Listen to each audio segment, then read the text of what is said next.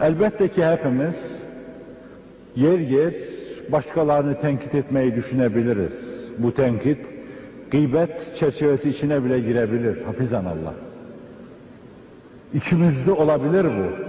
Ama arz ettiğimiz halde esas yapmama meselesi fazilet odur işte. Tenkite açıldığımız zaman o tenkiti etmeme fazilet odur esasen. Yani insan o işe meyyal olmalı da yapmamalı.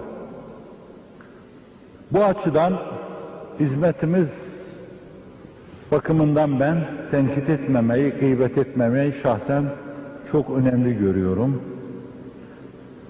Başkalarını gıybet ve gıybettir. Fakat bu hizmete dilbeste olmuş insanları gıybet etmek çok gıybettir. Başkalarını tenkit bir tenkittir. Bizim hizmetimiz içinde bulunan insanları tenkit etme çok tenkittir. Hatta benim kendime göre bir anlayışım var müsaadenizle. Bu türlü insanların şahsen suyu akıbetinden korkarım.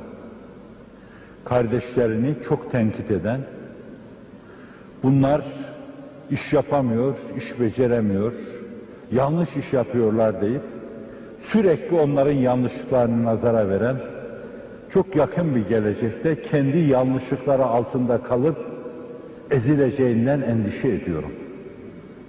Hatta hafizanallah, herkesi tenkit ediyor, herkeste kusur arıyorsa bir gün dalalete yuvarlanacağı endişesini taşıyorum. Ve bu endişeyi bugüne kadar bir kısım müşahedelerimden ötürü yeneceğim, aşabileceğim herhangi bir ciddi sebep de görmedim. Kanaatim devam ediyor. Kendini tenkite vermiş, tenkite kilitlenmiş insanların suyu akıbetinden endişe ettiğimi tekrar ediyorum. Hafizanallah, bu küfre ve dalalete düşeceklerinden endişe ediyorum demektir. Bu açıdan arkadaşlarımız ağızlarını kirletmemelidirler. Ağzın kirlenmesi biraz kalbin kirliliğinden olur. Fesad-ı kalbi olmasa fesad-ı lisan olmaz. İçi bozuk olanlardır ki dilleri sürekli tenkitte ve gıybettedir.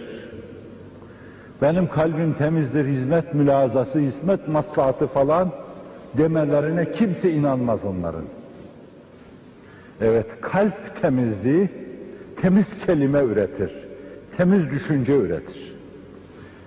Yapıcı, alternatif, olumlu düşünceler üretelim.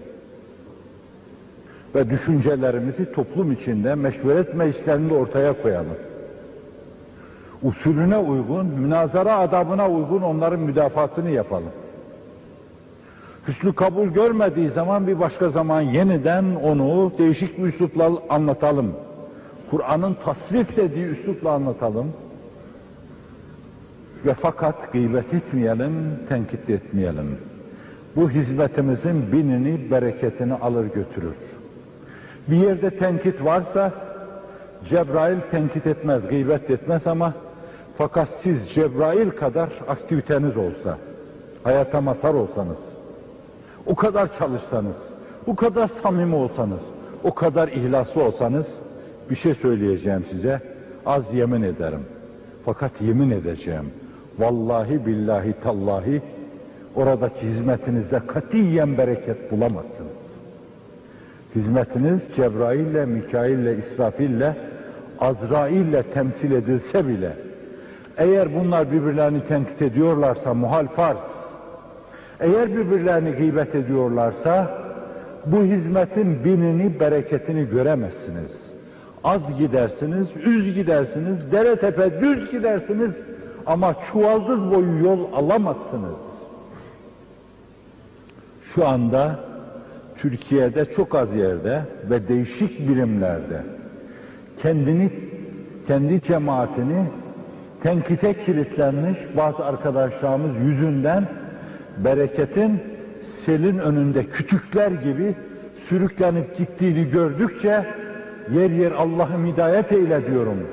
Yer yerde bu bir iki tane kalbi bozuk, dili bozuk insan, eğer bunları alıp götürmenle bu afeti def edeceksen bunları al götür diyorum. Kim diyor bunu? düşmanların ölümü karşısında bile ağlayan bir kalp söylüyor. Çünkü bir yerde hizmet her şeyin önüne geçer. Ben arkadaşlardan rica istirham ediyorum. Küfür saysınlar gıybet ve tenkiti. Ellerini ayaklarını öpeyim. Şu bembeyaz olmuş saçlarıyla başımı kaldırım taşı gibi ayaklarının altına koyayım. Allah rızası için, Resulullah'ın hatırı için, Hazreti Üstad'ın hatırı için, bu uğurda hizmete giderken ölen şehitlerimizin hatırı için, Allah aşkına birbirlerini tenkit etmesinler. Biraz daha sabredeceğim. Biraz daha dişimi sıkıp dayanacağım. Ama bir gün ellerimi açıp hala tenkit etmeye devam edenlere, Allah'ım şimdiye kadar sadece düşmanları sana havale ediyordum. Düşmanca duygularla hizmetin üzerine giden bu arkadaşlarımı da sana havale ediyorum diyeceğimden endişe ediyorum. Derim diye korkuyorum. Yalvarıyorum size Allah aşkına. Hizmetin binine, bereketine dokunmayalım. Gıybet etmeyelim. Tenkit etmeyelim. Musibeti ikileştirmeyelim. Falsolarımızı arkadaşımızın kusuru gibi onların şevkini kıracak şekilde başlarına indirmeyelim, yüzlerine çarpmayalım. Sahilerine, cihetlerine, gayretlerine medar olabilecek güzel şeyler söyleyelim. Düşüncelerimizi alternatif güzel şeyler olarak sunalım. Bu onların hayatımızda makes bulmasını sağlayalım.